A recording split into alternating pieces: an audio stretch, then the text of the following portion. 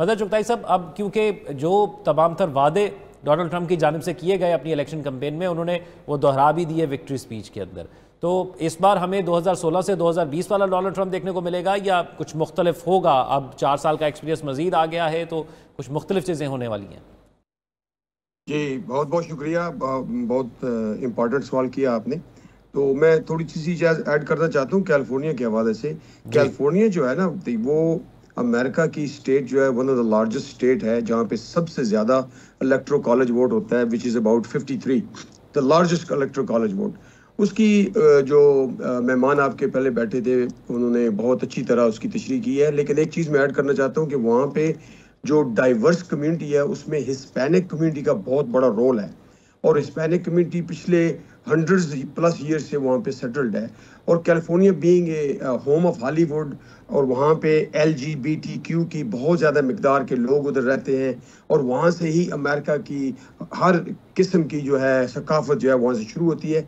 So they do feel कि they are the true American, they own the American. एक दफ़ा election वहाँ पे रेफरेंडम भी होता है जिसमें से 31% लोगों ने कहा था कि हम यूनाइटेड स्टेट से अलहदगी इख्तियार करना चाहते हैं।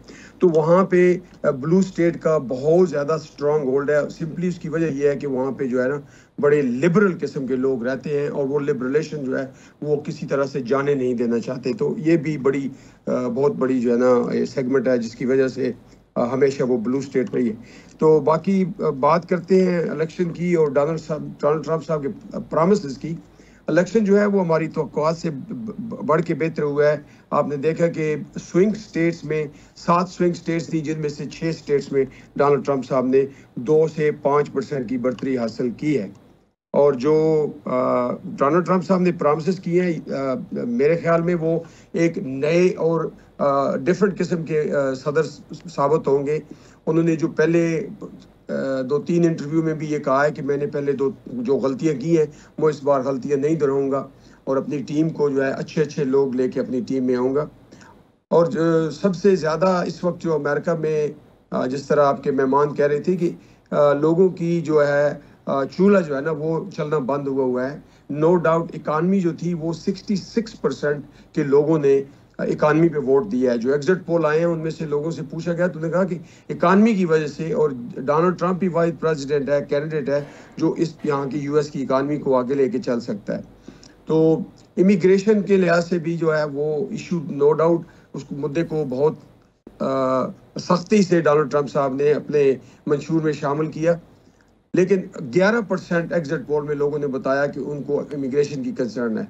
इसमें कोई शक नहीं है। इमिग्रेशन जब इलीगल लोग आते हैं इलीगल तरीके से, तो यूनाइटेड स्टेट की इकानमी पे बहुत बड़ा बोझ आता है। यहाँ पे हेल्थ केयर पे बोझ आता है, सोशल सर्विस डिपार्टमेंट्स पे बोझ आता है, एजुकेशन सिस्टम पे बोझ आता है, क्योंकि जितने भी लोग यहाँ पे वंस एंटर हो जाते हैं उनको राइट्स दिए जाते हैं, बेसिक उनकी जो नेसेसिटी की फैसिलिटीज़ होती हैं, हेल्थ केयर होगी, एजुकेशन होगी, वगैरह वगैरह। तो उस वजह से वो समझते हैं कि जो बीइंग ए नेशनलिस्टिक फीलिंग्स, वो समझते हैं कि it is time for to take the America back, simply because American जो हैं यहाँ के वो स्ट्रगल कर रहे हैं। जो बाहर से लोग आ रहे हैं वो अपने आप को और यहाँ से बहुत ज़्यादा बेनिफिट ले लेते हैं। इसमें कोई शक नहीं है। जो लीगल तरीके से इमिग्रेशन आती है, हम सब लोग उसी तरीके से आए हैं। मैं भी 45 ईयर से यहाँ पे सेटल्ड हूँ and I came through a very legal channel. Green card लेके पाकिस्तान से ही आए थे हम।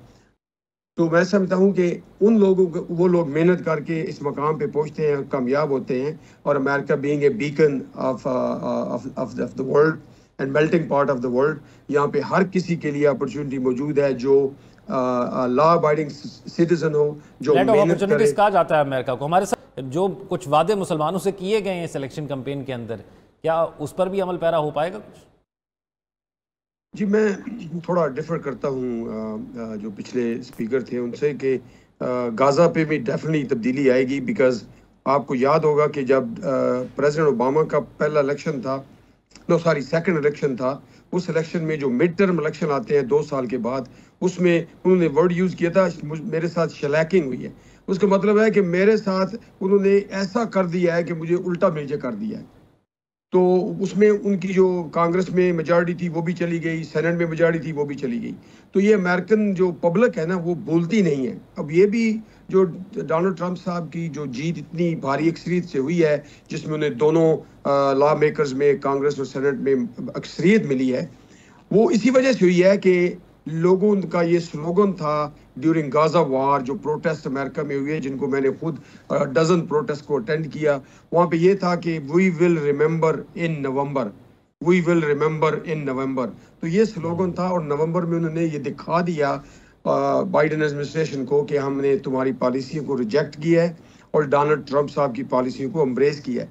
तो अब क्योंकि डोनाल्ड ट्रंप साहब की पॉलिसी के मंशूर में यह है कि उन्होंने गाजा वार को ख़त्म कराना है। देखो, गाजा की जो डिस्ट्रक्शन है, हमास की डिस्ट्रक्शन है, वो ऑलमोस्ट तकरीबन हो चुकी है, उन्होंने कर लिया है, उन्होंने अपना गोल अचीव कर लिया है। उसमें कोई राय नहीं है कि चाहे रिपब्लिकन पार्टी हो या डेमोक्रेटिक पार्टी हो, उन्होंने हमास को और वहाँ पे जो समझे जो तंजीमें हैं जो उनके लिए प्रॉब्लमेटिक हो सकती है फ्यूचर में, उनको उन्होंने दबा के रखना है और ख़त्म करना है। वो उन्होंने मेरी नज़र में कर दिया है। जो उनका मिशन है उन्होंने अचीव कर लिया है। Land grabbing is one of their main issue के इसराइल में लैंड नहीं है तो उनको लैंड चाहिए। तो that is one of the main focus, जिस पे कुशनर पे प्रीवियस एडमिनिस्ट्रेशन में इल्ज़ाम भी था कि वहाँ पे वो प्रॉपर्टी बाय कर रहे हैं, प्री वॉर प्रॉपर्टी उन्होंने ऑलरेडी अपने लिए साइन की हुई है। इस समुद्री इलाका है तो ताकि वहाँ पे वो डेवलपमेंट रियल एस्टेट डेवलप कर सके। तो वो मेरे ख्याल में that's already be done. By truly believe कि डोनाल्ड ट्रंप साहब अगर उस मंशूर को सामने रखते हुए अपनी यू बिलीव दैट कि ये हो जाएगा